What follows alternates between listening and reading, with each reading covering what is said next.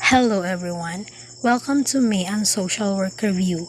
Our topic for today is social realities and social work. Before we start, I will read first the Fair Use Policy, Copyright Disclaimer under Section 107 of the Copyright Act 1976. Allowance is made for fair use for purpose such as criticism, comment, news reporting, teaching, education, and research. Fair use is a use permitted by copyright statutes that might otherwise be infringing. To formally start, by the way, my name is Mayan Bagis Cardose, a registered social worker, at nag-graduate po ako ng aking BS Social Work course sa MSU Maguindanao noong June 10, 2022. At nakapasa ako ng aking board exam noong September 23, 2024. A little background sa aking work experience. Nakatrabaho ako sa isang NGO which is malapit lang dito sa amin. At yung position na in-applyan ko ay bilang bookkeeper at HR assistant. Moving forward, naging instructor ako sa isang private school, particularly sa social work department for 3.5 months.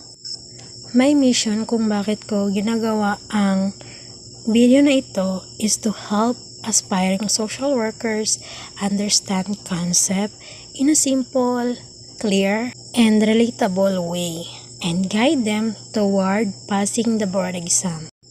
Are you ready for our discussion? If ready ka na, kindly prepare your notebook and ballpen para makapag-take down notes ka sa mga mahalagang topic na ating i-discuss ngayong araw. What is social realities? Social realities refers to the actual condition and structures in society that influence people's lives, behaviors, opportunities, and overall functioning.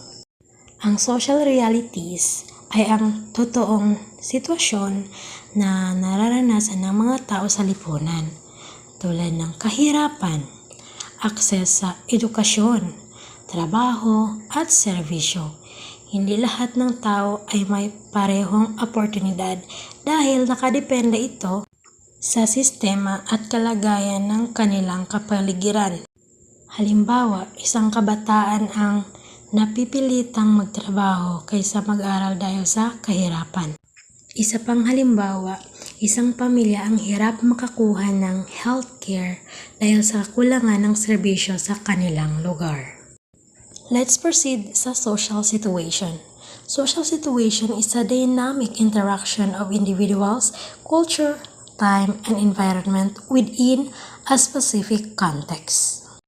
So, sa social situation, tumutukoy sa particular na sitwasyon kung saan nagkaroon ng interaction ang mga tao. Nagbabago ito depende sa lugar, oras, at kung sino ang involved sa sitwasyon. Dito natin nakikita kung paano nag-react ang tao sa iba't ibang pangyayari. Bilang social worker, mahalagang maintindihan ang social situation upang malaman kung paano tutugunan ang pangangailangan ng mga tao. Isang halimbawa nito, mga tao sa evacuation center na nagtutulungan sa gitna ng kalamidad. Sa social realities, gumagamit ang social worker ng SPECSEG framework. Ito yung tool for analysis sa situation ng mga tao, mapa-individual man yan, groups or communities, para dito malalaman kung ano pa talaga yung needs ng mga tao, ano yung situation, ano yung problem, bago magkaroon ng planning or intervention ang isang social worker.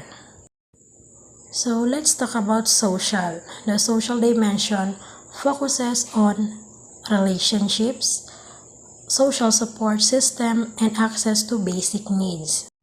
Ang social dimension ng SPECSEG, sinusuri nito ang ugnayan ng mga tao at kung may sapat silang suporta mula sa pamilya, kaibigan at komunidad. Mahalaga ito sa emosyonal at social development ng isang tao.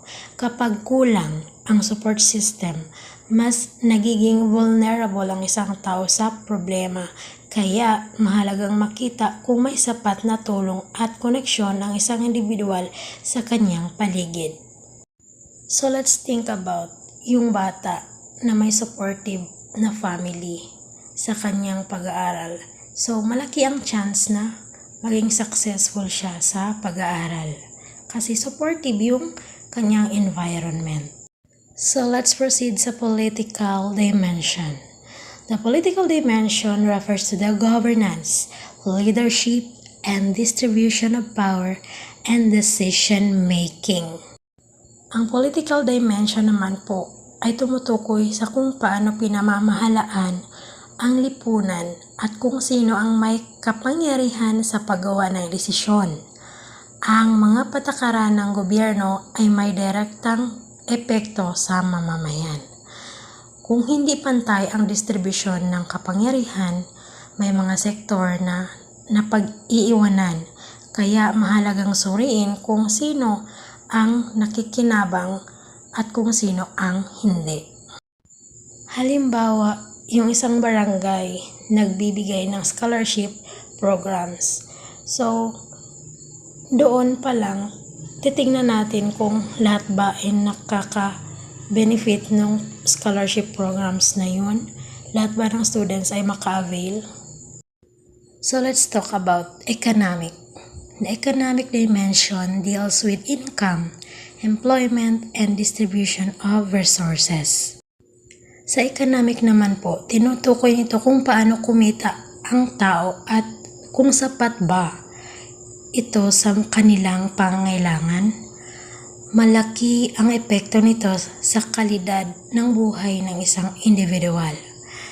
Hindi lahat ng tao ay may parehong oportunidad sa trabaho, kaya kahit nagsisikap ang iba, nahihirapan pa rin sila dahil kulang ang resources o access.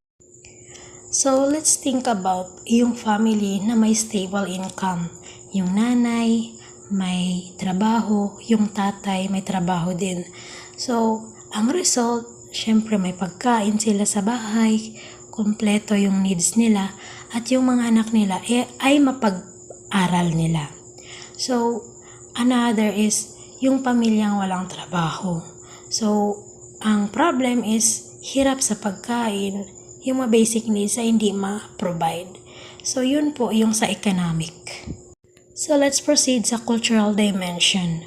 Cultural dimension refers to the shared beliefs, values, and tradition that influence behavior. In terms of culture naman po, ang kultura ang humuhubog sa pag-iisip at kilos ng tao. Ito ang nagdidikta kung ano ang tama o mali sa isang komunidad. Minsan, ang mga desisyon ng tao ay nakabase sa kanilang kultura kahit hindi ito praktikal. Kaya mahalagang maintindihan ito sa pag-assess ng sitwasyon. Ang pinakamagandang example dyan, yung paggalang sa nakakatanda. So, itinuturo sa atin ng ating mga magulang na magmanaw ka pag andyan si lola, lolo, at yung mga nakakatanda. At isa pa, magpo at opo bilang paggalang. So, ganun po yung sa cultural. So, let's proceed to the spiritual dimension. The spiritual dimension involves beliefs, faith, and connection to a higher being. So, meaning, ang spiritual ay tumutukoy sa pananampalataya ng tao na nagbibigay ng gabay at direksyon sa kanyang buhay. So, sa panahon ngayon, for example, may problema tayo. Ang faith ang nagiging source ng lakas at pag-asa ng isang tao. So, let's proceed to the environmental dimension. So, environmental dimension examines how physical surroundings affect people's lives. Sa environmental dimension, Tinutukoy nito kung paano naapektuhan ng kapaligiran ang pamumuhay ng tao katulad ng klima o lokasyon. Ang lugar kung saan nakatira ang isang tao ay may malaking epekto sa kanilang access sa serbisyo at oportunidad. Let's think about yung community na flood-prone area. So, una-unang maapektuhan yung kabuhayan ng mga tao at maraming mga damages sa mga property nila. Another, pag yung community ay nasa liblib na lugar. Isa sa mga struggle ng mga tao na nakatira sa mga liblib na lugar, yung access sa education, hospital, at yung primary healthcare kahit health center man lang. So, masyadong malayo sila. Let's proceed to the gender dimension. The gender dimension analyzes gender roles, inequalities, and vulnerabilities. So, sa gender dimension, sinusuri nito ang pagkakaiba ng karanasan ng babae, lalaki at iba pang gender sa lipunan. Mahalagang makita kung may diskriminasyon o hindi pantay na oportunidad sa pagitan ng mga kasarian. So, I have an example. Noon, yung mga babae ay hindi pinapayagang mag-aral. Kasi nga, tinitreat sila as weak, sa bahay lang, and then yung pinapayagan lang na mag-aral yung mga lalaki. And ngayon, syempre, pinaglalaban talaga yung gender equality. Marami ng batas para sa mga kababaihan. So, na-change yung ganong mindset. That's all for today. Thank you for watching and see you on my next video. Bye-bye!